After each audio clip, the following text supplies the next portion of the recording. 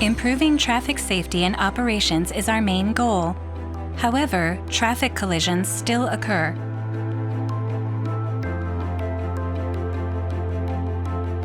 Leaders from academia, industry, and government are working together to accelerate the deployment of advanced ITS, or Intelligent Transportation System, a type of communication technology to tackle this global challenge. We will explain V2X, or Vehicle to Everything, as a typical ITS for safety. The US, Europe, and Japan all have slogans for reducing traffic accidents, with the goal of no deaths or serious injuries.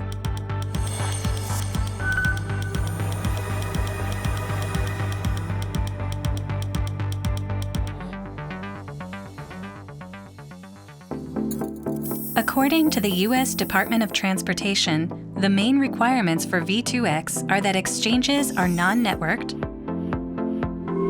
protocols are interoperable, coexistence in the same channel, and must be backward compatible. Devices are omnidirectional with 360 degrees of coverage. Communications operate predominantly within a 300-meter range. Signals are largely unaffected by environmental conditions. Also, V2X is uniquely crafted for certain crash scenarios. It can also be used in other vehicles.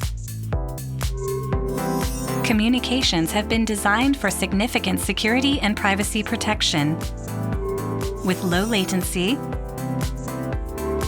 free from harmful interference, coverage with scalability, high reliability, and stability.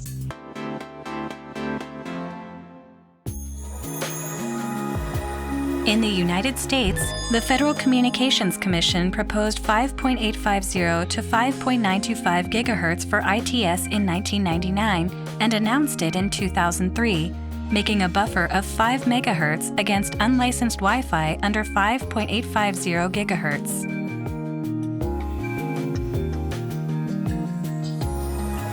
V2X requires 75 MHz for U.S. road safety.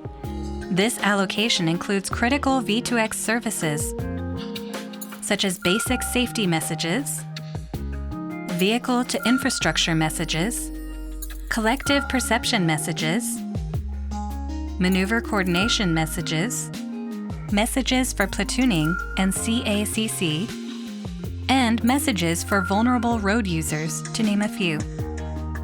This requirement was calculated by multiple independent sources, including SAE and C2CCC. However, the FCC recently proposed reallocating to 45 MHz from the 75 MHz band previously allocated to V2X communications. This would be insufficient for these required services to function.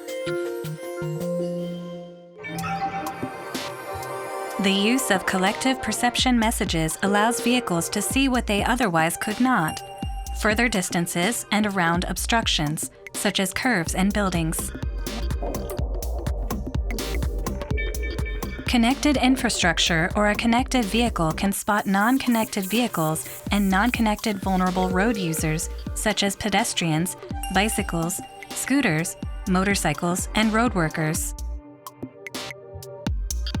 That information is transmitted to other vehicles, whose drivers do not have a line of sight to the non-connected objects, allowing the vehicles to react ahead of time, faster than they could otherwise. This advanced warning can reduce accident frequency and potentially save lives, even when not all of the vehicles involved are connected. Maneuver coordination messages allow vehicles to know what other vehicles intend to do ahead of time. With the existing 75 MHz allocation, services using CPM and MCM may be available in the near future, with completion expected by 2022 or 2023, and U.S. deployment is expected by 2024 or 2025.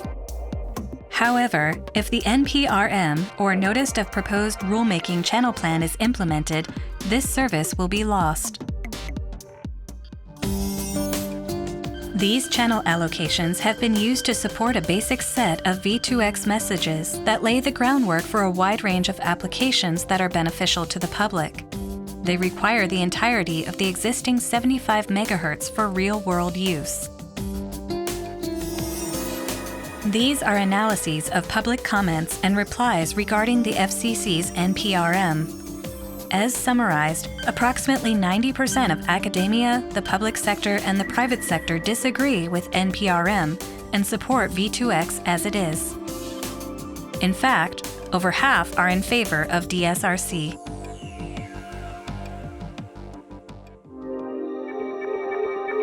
These are several comments, and more than 85% opposed the FCC's proposal in favor of preserving the entire band for V2X technologies. The FCC could partner with US DOT safety experts to work with stakeholders in the telecommunications and automotive industries, as well as states and local authorities. In assent from AFAI, or the Alliance for Automotive Innovation, within 5 years, a total of at least 5 million radios on vehicles and roadway infrastructures will be deployed, including previous V2X deployments. Given the absence of studies, data, and analyses which support the FCC's position, the FCC should withdraw the NPRM. Recommendations on V2X technology of choice for the ITS band must be the subject of a mature set of standards, must be proven through real-world testing to work effectively in ITS environments, must be future-proof by having a well-defined evolutionary path. LTE V2X is not ready for deployment.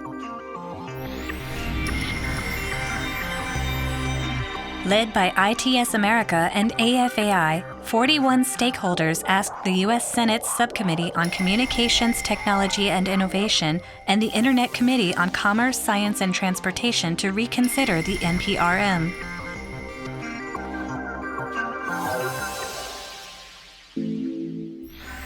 And on September 10, 2020, a petition was submitted by 50 relevant organizations led by ITSA and AFAI to the White House Chief of Staff.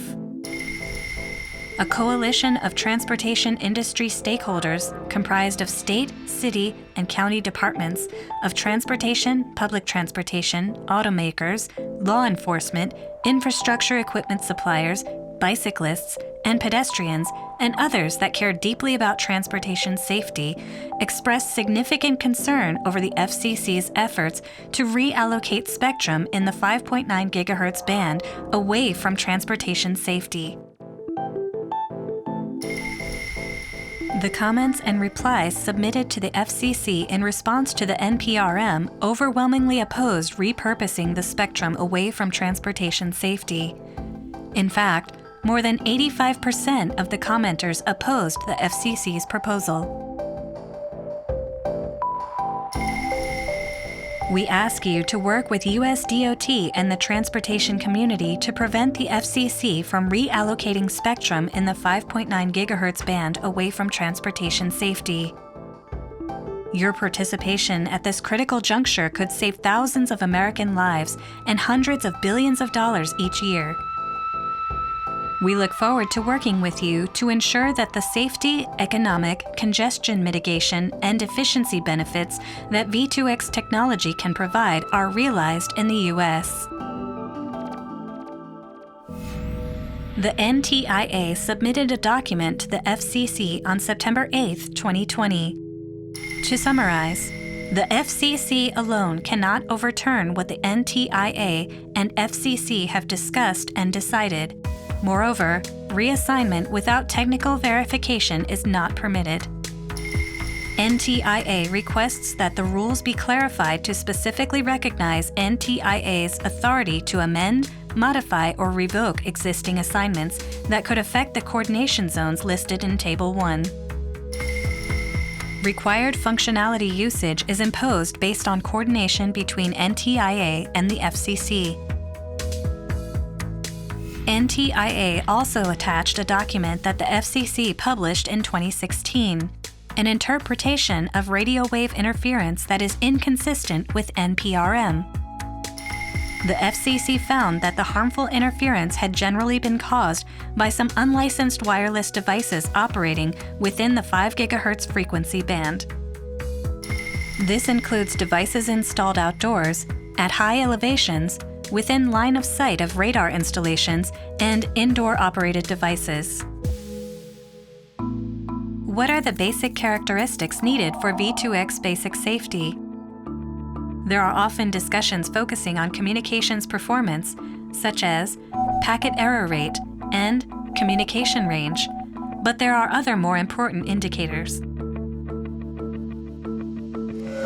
These 4 keywords are important for V2X basic safety messages. The keywords are everyone, everywhere, different generations, and scalability. V2X basic safety requires reliable communication with everyone.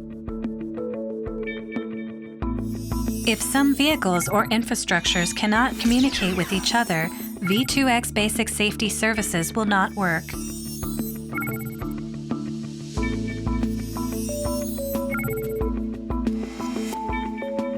In order to communicate with all vehicles and infrastructures, interoperable technology is key for V2X basic safety.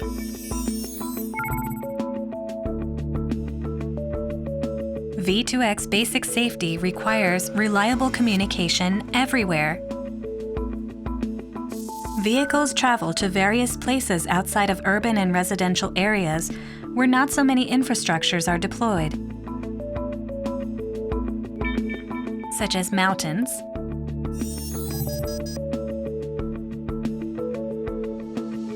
or through tunnels.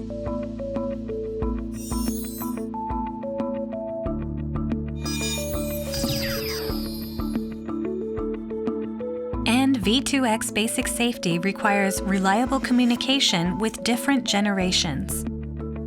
The average life of a vehicle is 12 to 15 years. So if new technologies are replaced one after another, new vehicles and old vehicles won't be able to communicate with each other, and V2X basic safety services will not work. In order to communicate between old vehicles and new vehicles, backward compatibility is necessary for V2X communication technology. In addition, V2X basic safety requires reliable communication with scalability to be able to communicate reliably even under congestion. Communication should not be lost when there's too much traffic.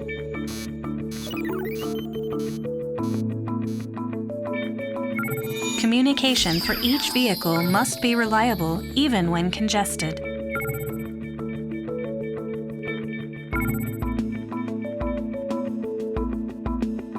Most importantly, communication technology must be mature for V2X basic safety. Mature means that the technology has been verified over many years, tested in traffic and other various scenarios.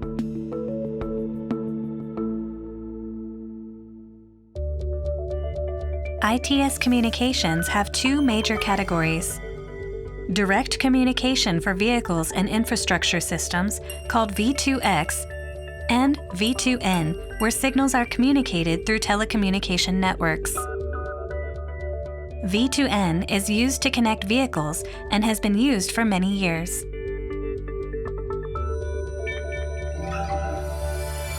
Direct V2X communication is suitable for collision avoidance and automated driving, while network-based V2N is good for sending large amounts of data to broad areas. DSRC, Dedicated Short-Range Communication, is a V2X technology specifically developed for transportation safety applications. An appropriate mix of these 2 different technologies, V2X and V2N, is a good approach for ITS communication. This mix is sometimes called hybrid communication and has already been applied to vehicle and infrastructure systems around the world. DSRC technology for safety is developed based on well-established, stable Wi-Fi technology. There are recent proposals to use cellular technology for direct V2X communication. There may be some confusion about DSRC and cellular V2X. Here are some things to know. DSRC is a well-established and proven technology. Its stability is a key factor for vehicles and transportation systems due to its long history and promises of future success and evolution. A misinterpretation of this stability is that it is an obsolete technology. But again, this stability is an important factor for transportation systems. DSRC is also designed to evolve into its next-generation technology, properly named NGV, or Next Generation V2X. Experts are developing this next generation of technology now under IEEE. Since NGV is an evolution of DSRC, it is designed to assure interoperability, coexistence, and backward compatibility with DSRC. NGV does not require spectrum separate from DSRC. DSRC already has a well-established ecosystem, and it will be further enhanced to evolve with NGV. By contrast, there is no interoperability, same-channel coexistence, or backward compatibility between LTE V2X and Future's NR V2X. NR V2X requires a separate spectrum from the LTE V2X. That is the reason why only DSRC and NGV have an evolution path with interoperability, same-channel coexistence, and backward compatibility. DSRC has already been implemented in Japan, Europe, and the United States. While in China, the government and private sectors are moving toward the introduction of another technology, often called cellular V2X. But it is LTE V2X PC5 based on 3GPP Release 14. A number of pilot projects are underway in China to deploy LTE V2X and V2N applications for infotainment. V2N using a cellular technology has a good possibility for infotainment because it enables transportation authorities to monocle vehicles in a broad area to improve traffic operations. V2N, by definition, requires the use of commercial cellular networks by carriers. To start with, LTE is a voice and data communication technology. Following on from 3G and 4G, we are now starting to welcome in 5G, which features high capacity, ultra-high speeds, substantial connectivity capability, and low latency. However, it needs a dedicated infrastructure that will require enormous cost and time to build out. And the fact is that cellular networks employ base stations as translation devices between generations, but direct V2X has no such translation device. As such, places with 5G connections are limited in the early deployment phase.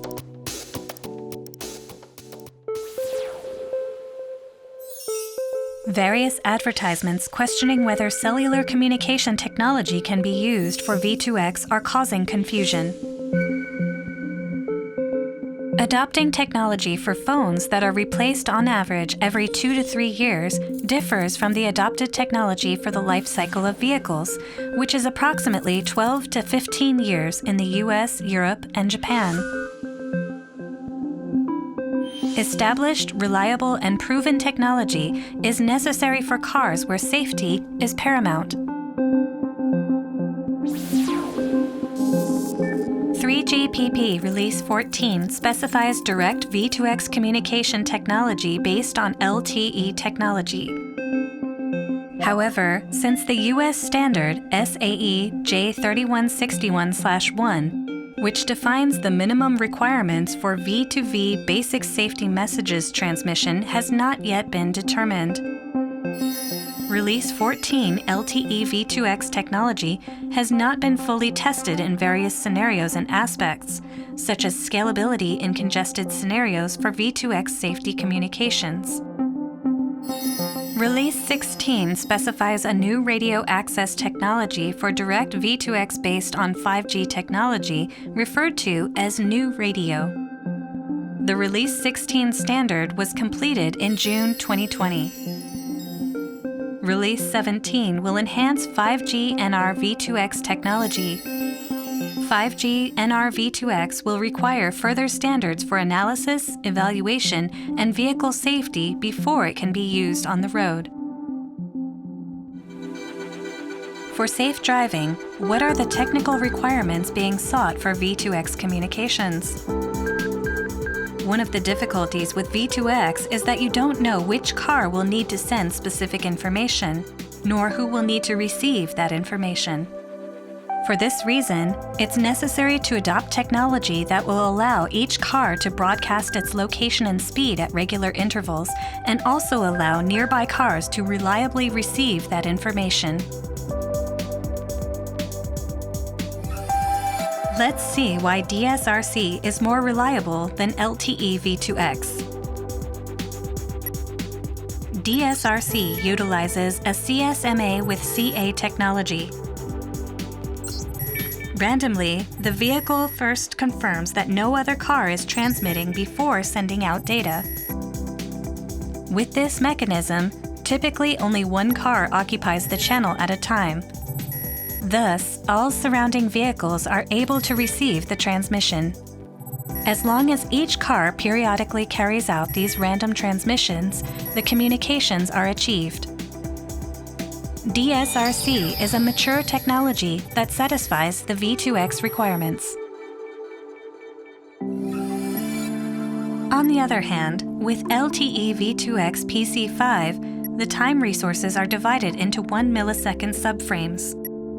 The frequency resources are divided into 10 subchannels. These are the resource units that cars use to communicate. Each car checks the usage status of the resource for the most recent 1 second and then randomly selects one of the resources that is in the bottom 20% of power consumption to communicate. The resource selected by each car is used every 100 milliseconds. After a resource is selected, the transmitter doesn't check to see if anyone else is transmitting before starting to transmit. The resource usage is known as semi-persistent scheduling. LTE V2X differs from DSRC in that it allows simultaneous communication among multiple cars using different subchannels, each of which repeatedly uses its same selected resource. Due to these differences, this may result in several issues.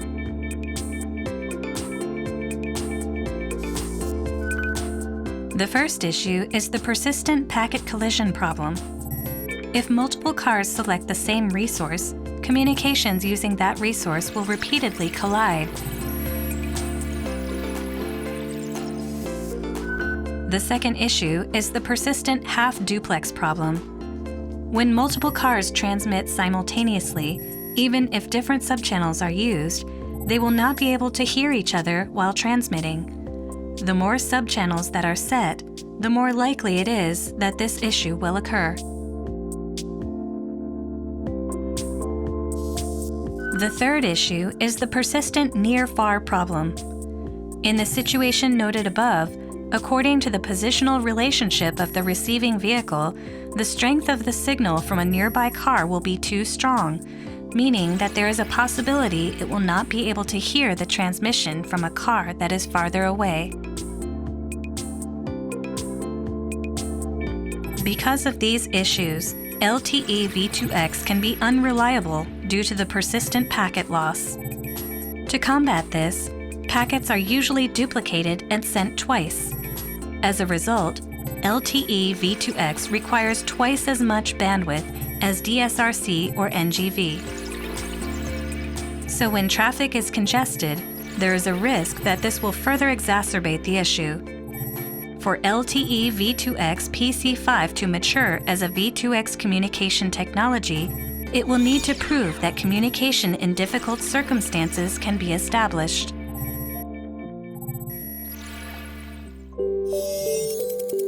This summary compares DSRC to LTE V2X from a safety perspective.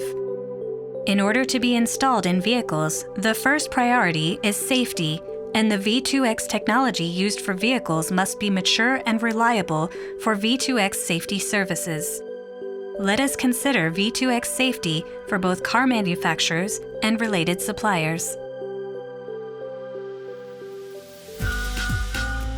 In the United States, Europe, and Japan, DSRC is deployed as the only mature and proven technology for direct V2X communication because DSRC technology was developed specifically to satisfy transportation safety purposes by experts around the world. Through collaboration, DSRC technologies have already been validated for and deployed in real-world use in Japan, the United States, and Europe. Approximately 9,200 RSUs, or roadside units, have already been installed in the United States by U.S. DOT and State Departments of Transportation as of July 2020, and 12,400 units in total will be installed soon. Numbers of roadside units and infrastructure are progressing steadily in each region of the United States, Europe, and Japan. We hope that our discussion of these topics has left you better informed about V2X technologies. Intelligent Transportation System Communication Technologies will enhance both the safety and the efficiency of our transportation systems. Through the continued expansion of deployed DSRC V2X technologies in Japan, Europe, and the United States, as well as continued allocation of already allocated dedicated V2X spectrum, our transportation systems will become safer and smarter while using our transportation resources more efficiently. DSRC V2X technologies have been expanding for our ultimate safety goals.